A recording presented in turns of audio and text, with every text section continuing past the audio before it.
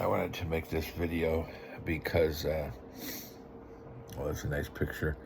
That's one of the first serious pictures my daughter drew. She was about maybe 9 when she drew that. It's our dream drawing. It's a dream drawing. Anyway, this is something I just thought of that I wanted to post, maybe to help somebody out. But if it doesn't get off the simulator, it's not going to help anybody. We're being simulated in Autumn Ridge, and I hold them responsible. For the past 3 years, so much stuff happening to me. I hold them responsible. I don't care if they flip the company to another one of their friends from Wisconsin. They're responsible for a lot of things that have happened to my daughter and I. And the fact that we live in poverty, we have a difficulty getting around. Riding the bus is ruining my body because of the jarring and the getting bumped around and the what do you call it, the shocks from going up and down. I mean, just all of it. And then a lot of standing, even though I can sit, but it's a lot of standing and walking too. And it's no fault of the bus. I mean, to blame anybody would be the city. They're not taking good care of the streets. And the bus, they're just trying to reach as many routes as they can. I mean, yeah, sometimes putting a lot of strain on the drivers and stressing them out. I've seen a noticeable change the past 3 months in a lot of drivers' stress level and the way that they deal with the public. I'm not saying they'll be aggressive or rude or anything. I could just tell when people are strained. I could tell. We talk to these guys all the time, and the gals. We talk to them all the time. And, I understand they're trying to hit as many stops as possible. But I think this time constraint, it affects overall service. I understand they have good intentions. Hey, we're going to make money because we're going to hit every stop, and we're going to please the public because they can get as close to their destination as possible. But yet you have to consider the drivers as well. A responsible business, especially one that reflects, educated, humane, empathic, and scripturally resourced business practices, is going to also consider labor. Going to consider how they treat their staff, how they reward them, how they pay them, how they reflect, their capabilities without wearing that wheel. The more that you use a rusty wheel without oiling it, the sooner or later that wheel is going to break. And then it will be irreparable. You'll need to replace the wheel. Is that really the direction you want to go in business after investing hundreds, even thousands of dollars into your employees? I don't think so. But anyway, that being said, this doesn't have to do with that. This is about sleep apnea. I brought this up to several of the people from that department, and they claim that my sleep apnea, we've met other people also that the VA is saying, oh, hey, your sleep apnea is helping you. You're under 5. Well, I just want to, maybe if I had more money, I would go to law school. I know people would try to stop me from being licensed, but I think I might like it. Of course, there's a lot of talking, so I don't know how that would fare with all my airway issues, but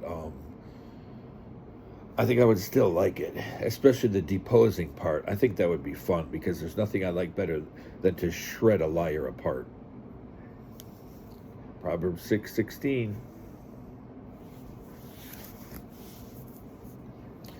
And so that being said, multiple times the VA has told me that my CPAP is helping me, even though I wake up multiple times a night to go to sleep, or wake up multiple times a night to go back to sleep, because I've woken up multiple times at night.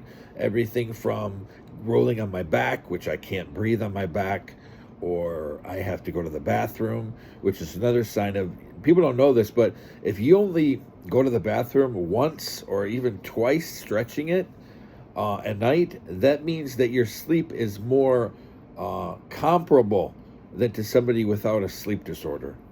If you're waking up multiple times for whatever reason, because the body doesn't generally wake itself up to sleep, it retains. That's the way we're conditioned, is to retain. And then we go in the morning when we wake up. That's normal sleep. Maybe wake up one time, maybe, because you're getting older, etc., etc. But generally, the body is conditioned to retain all of that waste until you wake up in the morning. And we're conditioned that way. Our body is conditioned, especially in the West, from diapers and stuff like that. For us in the West, it's much earlier than other parts of the world. But that being said, actually, I should say that I should make an addendum to that statement of in the West, it's done earlier and stopped earlier than other parts of the world. Generally in the West, most kids are out of diapers by about a year and a half, and they're into their training pants and then using the toilet by the time they're 2. But, some families differ, but the vast majority in the West, that's how it's done.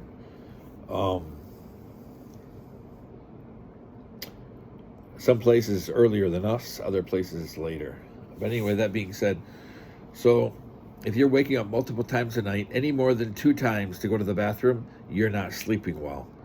And if you're told that your CPAP or even BIPAP is helping you, oh, you're under the 5 month, the golden 5 mark, which means it's helping you. Especially like mine used to be like, was it 26 or something like that? I think I was around 26, 23 to 26. I don't know, maybe it was 23 to 28. I forget. My AHI, which is active hypopneic index. That's an index. Remind you, that's not the raw number. That's an index of how many events happen a night. And there's different kinds of events. I'm not going to go into them. We'll just say, there's 4 different kinds. You got right side, left side, middle. That's the different kinds of apnea events. And then you have your partial and your full. It's that's why they create the index. If you really want to dig into your sleep apnea, see what kinds of events you have a night. Then that will demonstrate the severity of and the danger to you of your sleep apnea. I'm very interested in sleep medicine, but all the stuff that's happened in Saginaw, I haven't went back to grad school. But I'm very, very. It's one of my pet interests. Multiple chairs departments I was accepted into, but didn't go. They stated that they would, support my interest in sleep medicine and how it affects us psychologically, because it plugs right into neurolinguistics. It plugs directly into it, and I would like to do some research into that.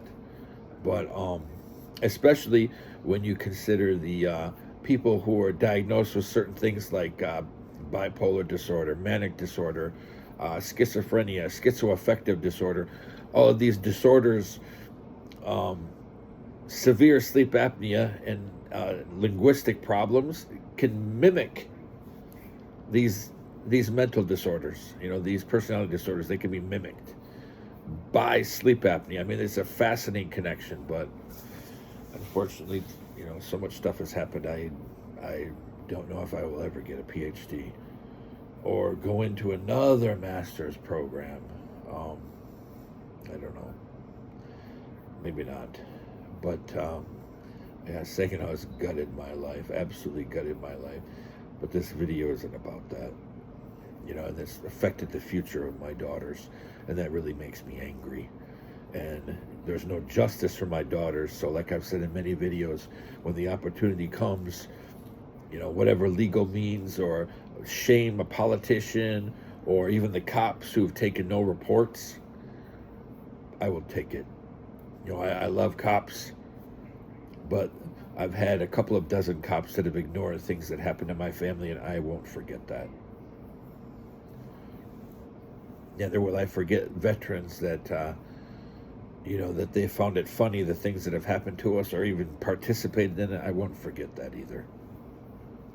Or my battle buddies from my days in the Middle East, also. People that didn't care, weren't concerned about it, or thought it was funny, or even participated in it. I won't forget that either. I believe in the code of honor, and when people violate that I don't forget it. Never. And I don't forgive either. I don't have to.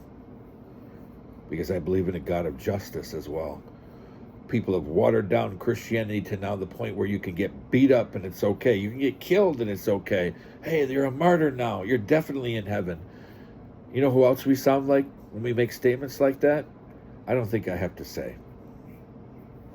Why is it okay on one hand, but on the other hand, it's not? I'm not doing this as a defense of particular violent political religious movements, but I'm just saying, why is it okay on one hand, but not on the other? I think both sides, it's absolutely reprehensible to be okay to be martyred. That's why I believe that our Christian faith has been watered down. You know, I have an oath to the Vatican, but I will not hesitate to disagree with them. In the end, I have to bow my head and be silent, as long as I'm a Catholic. But also keep in mind, you know, my family has a long history of Mennonites and a long history of interaction and even conversion to being Quakers. So I will never sacrifice my conscience, even when the throne of Peter is wrong, which it can be wrong. It can be wrong about political or psychological ideas because they're not educated. They speak ex cathedra Petrus. You speak on the matters of faith and morals and church governance. That's it. Not on politics or science or criminology. No, it doesn't apply there. But I will say this anyway.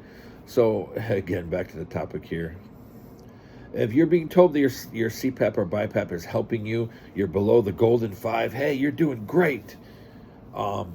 First of all, it's problematic when people either one, are not reading the entire reports, or two, this one's more than likely, not looking at the kind of apneic events you're having every night. If you're having fully apneic events, all it takes is your CPAP getting a broken seal or maybe problems with the amperage to your house and the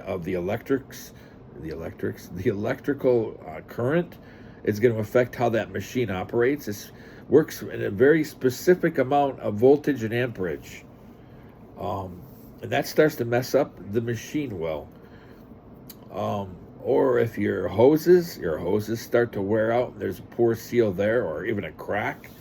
At one time I was using a seal, what I thought was a sealed hose, but it had a crack in it. We didn't realize it until looked at my leak percentages, and I looked at the machine. I'm like, there's nothing wrong with it. And then I looked at the hose and I found a crack. So that being said, if you're having a lot of leaks, then somebody is falsifying the data, or your machine is messing up, or somebody's not downloading the right reports. Check those reports. It's easy for people to mess with those reports when they download them, because it doesn't make sense scientifically or mathematically. If you have a high leak percentage and you have a low hypopneic index percentage, it's impossible for that to be correct, because when your machine's leaking, it can't correctly measure hypopneic events, or apneic events for that matter. It can't measure anything correctly because it's leaking. That's another way to know that something is amiss. Now, it may be that nobody's going to look at what kind of events you're having, one, which could put you in danger if your machine is leaking. But the numbers don't make sense. If you have a high leak index and you have a low API or a low AHI, the numbers don't make sense. Protect yourself.